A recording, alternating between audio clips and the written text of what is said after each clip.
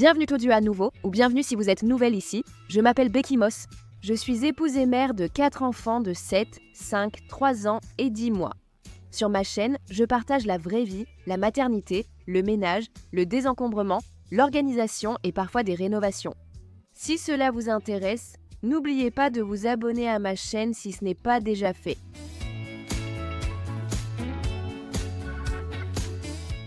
Nous avons beaucoup parlé récemment des routines, qu'elles soient quotidiennes, hebdomadaires ou mensuelles.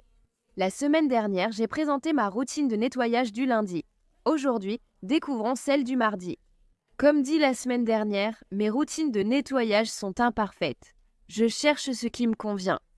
Et si vous avez du mal à trouver une routine de nettoyage qui vous convient, comme moi, j'espère que le fait de partager ces routines de nettoyage sur lesquelles je travaille pourra aussi vous aider.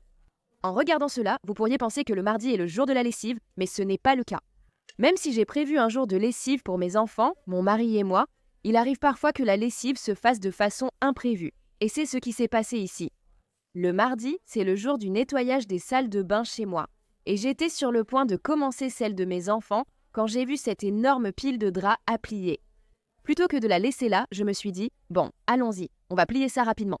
Ensuite, on pourra commencer à nettoyer la salle de bain. » En plus de travailler sur un planning ou une routine de ménage, j'essaie aussi quand je vois quelque chose à faire, de le faire tout de suite. D'habitude, j'aurais juste laissé cette pile de draps ici et j'aurais commencé la salle de bain. Et même si je n'avais pas envie de plier une pile de draps, ça ne m'a vraiment pris qu'environ 10 minutes. J'ai terminé cette tâche et j'ai pu commencer la salle de bain. Je fais la même chose quand je monte les escaliers. S'il y a quelque chose à monter à l'étage, parfois je passe devant encore et encore sans le prendre. Et j'essaie vraiment de me débarrasser de cette habitude. Même si je prends juste un objet en montant et que je le mets à sa place, les choses arrêteront de s'accumuler en bas des escaliers si à chaque fois que je monte, j'en prends un. Si vous avez besoin d'améliorer vos habitudes de ménage et que vous voulez trouver une routine ou un planning de nettoyage structuré qui vous convient, travaillons là-dessus ensemble. Assurez-vous de vous abonner à ma chaîne pour ne manquer aucune vidéo et nous allons trouver une solution ensemble. Cela fait très longtemps que je cherche un planning de ménage qui me convienne. J'allais en ligne pour en imprimer, j'en commandais sur Amazon, je cherchais différentes idées sur Pinterest et tout le monde a vraiment une idée différente de ce à quoi devrait ressembler un planning de ménage hebdomadaire ou quotidien. Et absolument aucun d'entre eux n'était réaliste ou ne correspondait à ce que je cherchais. Donc je repars de zéro. J'ai besoin de quelque chose de réaliste, adapté à une maman qui travaille et fait l'école à la maison. Aujourd'hui, je commence par la salle de bain des enfants. Je vide la vasque, essuie le plan de travail et nettoie miroir et lavabo. Ensuite, je passe là où se trouvent les toilettes et la douche. La zone des toilettes dans la salle de bain des enfants est de loin la plus dégoûtante. À la maison, je mets des gants pour nettoyer les toilettes de la salle de bain des enfants, car j'ai 2 jeunes garçons et ceux qui savent comprendront. Quand je ne porte pas de gants, bien sûr je me lave toujours les mains après, mais pour une raison quelconque, les toilettes de la salle de bain des enfants, j'ai juste l'impression qu'il faut absolument que je porte des gants là-bas.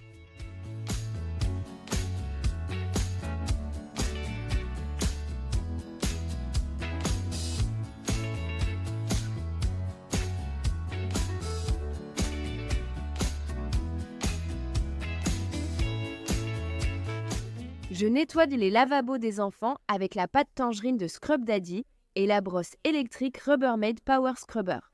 J'ai pris celle avec 18 accessoires différents et je les adore tous.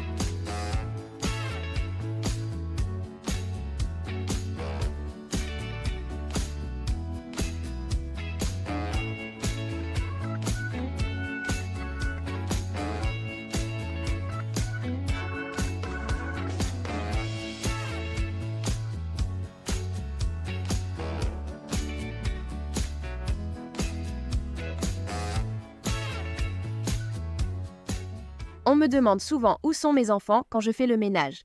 Il faut donc préciser quelques points. Je ne nettoie pas en continu. Je m'arrête très souvent parce que mes enfants ont besoin de moi pour différentes choses, comme le déjeuner ou le goûter. Quelqu'un veut une boisson, de l'aide ou se dispute. Il se passe toujours quelque chose.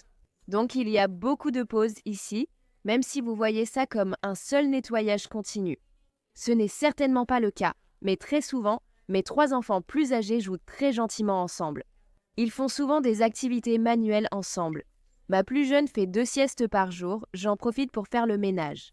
Mais comme vous pouvez le voir ici, je nettoie aussi avec elle. Elle rampe quelque part en train d'explorer. Elle est vraiment à cet âge où elle touche à tout, ouvre les tiroirs et les placards et sort tout, ce qui peut parfois être difficile, je le sais, mais ce n'est qu'une période de la vie et ça me va. Ça ne me dérange pas de ramasser tout ce qu'elle sort et de le remettre à sa place. J'adore la voir ramper partout, explorer et s'intéresser à tout. J'aime tellement cet âge. Une autre chose qui peut être difficile en tant que maman, c'est d'être constamment interrompue dans ses tâches et de devoir s'y remettre et se replonger dedans. C'est quelque chose avec lequel j'ai eu du mal par le passé, mais auquel je me suis vraiment habituée maintenant. Je dirais que c'était beaucoup plus difficile quand j'avais moins d'enfants, parce qu'en tant que jeune maman, on apprend juste à donner de son temps à un autre petit être. Être interrompu pendant le ménage, ce n'est pas habituel. Je veux rassurer les jeunes mamans. Cela devient plus facile, tu sauras t'adapter. Et si tu finis par avoir beaucoup d'enfants comme moi, ce que j'ai appris, alors ça, c'est mon expérience et ce n'est peut-être pas celle de tout le monde. Mais dans mon cas, avec chaque enfant, j'ai vraiment gagné énormément de patience et ma capacité à m'adapter est devenue de plus en plus facile. Alors, pour celles d'entre vous qui m'ont envoyé des messages en me demandant « Comment tu fais ? Je n'arrive pas à suivre. » J'ai un bébé de 11 mois et je n'arrive à rien faire. As-tu vu ma maison ? Ma maison devient parfois tellement en désordre. Et aussi, sois indulgente avec toi-même. Tu apprendras à t'adapter. Tu y arriveras. Accorde-toi juste un peu de temps et de patience.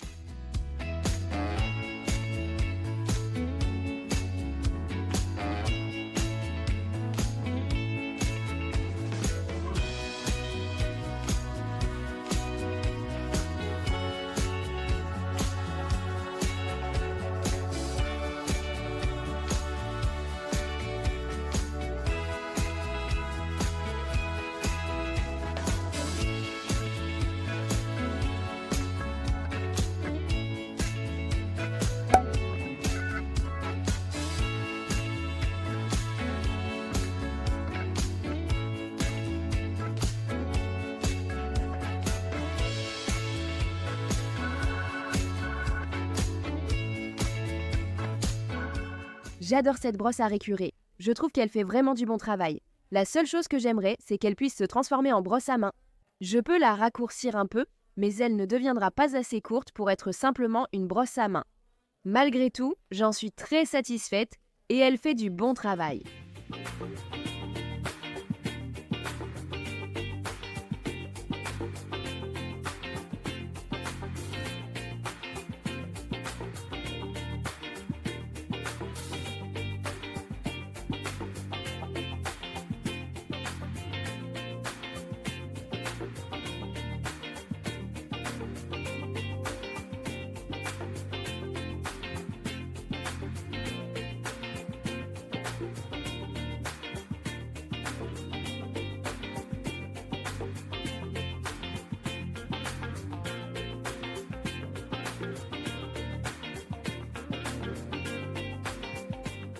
Je remets les brosses à dents, le gobelet et le savon sur la coiffeuse de mes enfants avant d'aller dans ma propre salle de bain.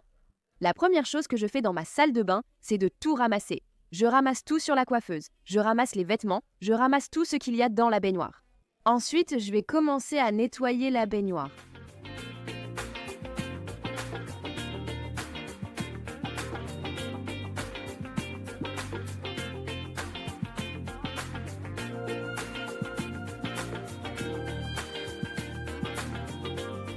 J'ai décidé d'utiliser du liquide vaisselle pour nettoyer ma baignoire. J'adore utiliser du liquide vaisselle pour nettoyer à peu près tout en ce moment. Le liquide vaisselle et la pâte nettoyante Scrub Daddy semblent être mes indispensables en ce moment.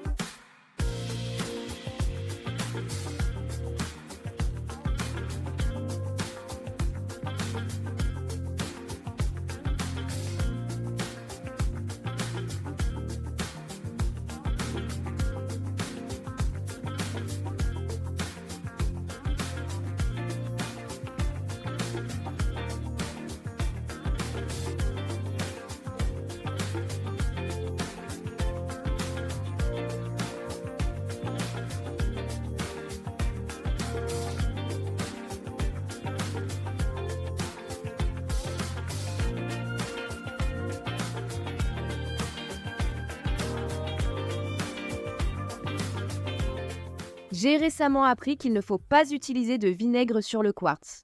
Alors j'ai acheté un spray spécial. Je me suis rendu compte que c'était toxique et je préfère utiliser des produits non toxiques. Un commentaire sur une de mes vidéos m'a conseillé d'utiliser du savon à vaisselle doux et de l'eau, et je fais ainsi depuis. Ça marche vraiment, vraiment bien.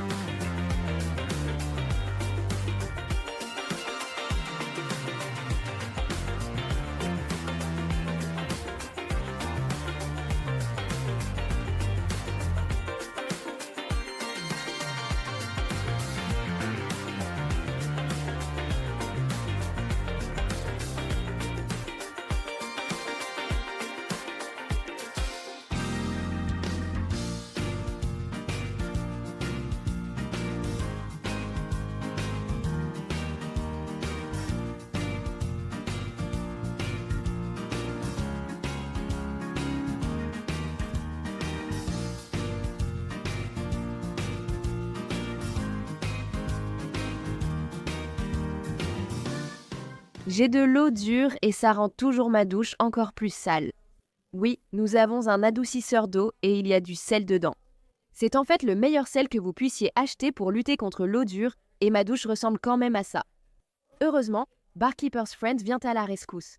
Même si j'adore utiliser des produits non toxiques, c'est celui pour lequel je n'ai pas trouvé de bon remplacement. Si vous avez des taches d'eau dure chez vous, Barkeeper's Friend les fera disparaître immédiatement. Je trouve la poudre plus efficace que le spray ou le nettoyant et elle est très abordable.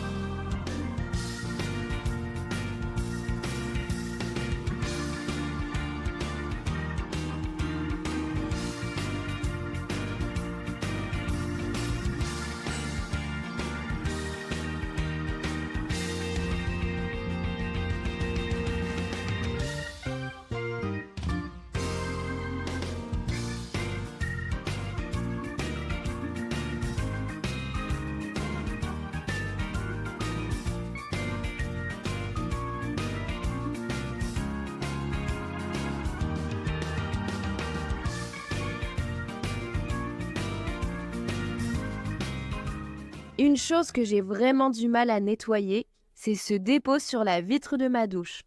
J'ai lu que je pouvais utiliser cette brosse à récurer en acier inoxydable très fine. Alors j'en ai acheté une et, pour la plupart du temps, ça a très bien marché. En lisant à ce sujet, il était précisé que l'acier inoxydable, très fin, ne rayerait pas le verre. Mais quand je l'ai fait, je pense que j'ai appuyé un peu trop fort et j'ai fini par rayer une petite partie de la vitre de ma douche. Je ne peux pas le confirmer car j'ignore si les rayures étaient déjà présentes. Il n'y avait pas de rayures ailleurs. Peut-être que le verre était tellement propre que j'ai remarqué les rayures à ce moment-là, mais je ne sais pas. Donc, je n'ai pas appuyé fort pour le reste du temps. Mais à part ce petit incident potentiel, j'ai trouvé que ça fonctionnait à merveille et que ça faisait exactement ce que je voulais. Je n'ai plus aucune trace étrange sur la vitre de ma douche. Je vous recommande vraiment d'essayer ça si vous avez des résidus sur du verre. Je vous conseillerais simplement de ne pas frotter trop fort pour éviter de rayer la surface. Et je précise aussi que le nettoyant que j'utilise est simplement un mélange d'eau, de vinaigre et d'un peu de liquide vaisselle. On me demande encore souvent pour mon index. Après m'être sectionné le tendon en octobre 2023, j'ai bien eu une réparation du tendon, mais elle a échoué. Il s'est infecté. Donc non, mon index ne se plie pas comme il devrait. Et parfois, il me gêne un peu. Ici, je me suis cogné le doigt contre la poignée de la douche. Ça m'a fait un peu mal une seconde, mais c'est comme ça. Je m'y suis plutôt habituée à ce stade. Je vais peut-être essayer de le réparer à nouveau, mais c'est un peu plus compliqué que la première fois. Nous devrons simplement attendre et voir.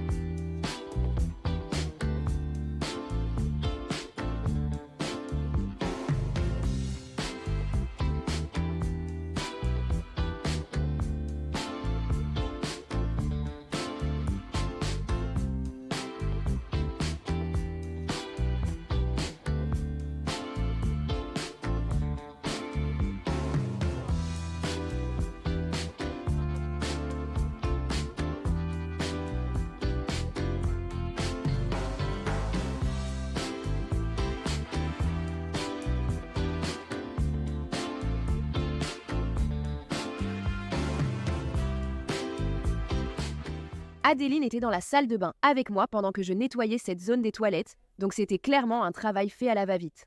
En me regardant nettoyer les toilettes, elle voulait absolument venir jouer dedans, alors je me suis dépêchée parce que, bien sûr, c'est dégoûtant et on ne peut pas laisser ça arriver. Mais souvenez-vous, quand on a des petits, il vaut mieux que ce soit fait que parfait.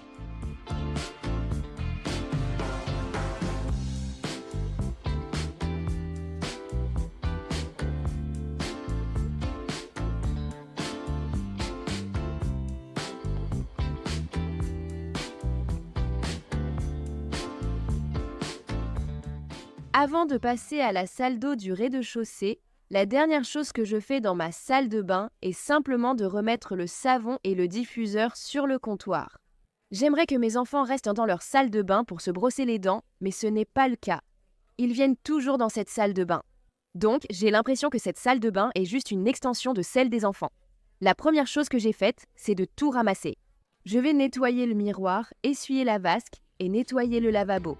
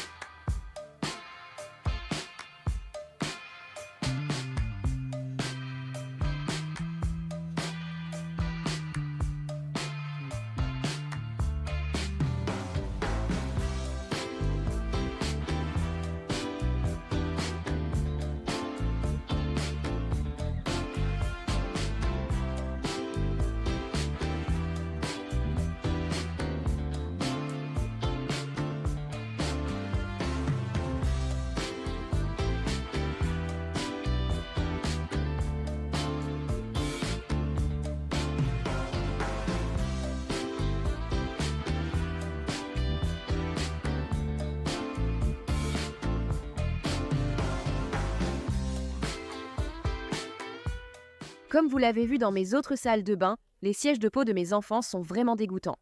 J'ai pris celui de cette salle de bain et celui de la mienne pour les emmener à la buanderie où il y a un évier. C'est là que je les ai lavés. J'avais l'impression qu'il n'y avait pas de bon endroit pour laver ça. Je sais que j'ai lavé le premier dans la baignoire des enfants avant de nettoyer la baignoire elle-même, mais je ne savais vraiment pas quel était le meilleur endroit et je me suis dit que l'évier utilitaire de la buanderie était probablement le mieux.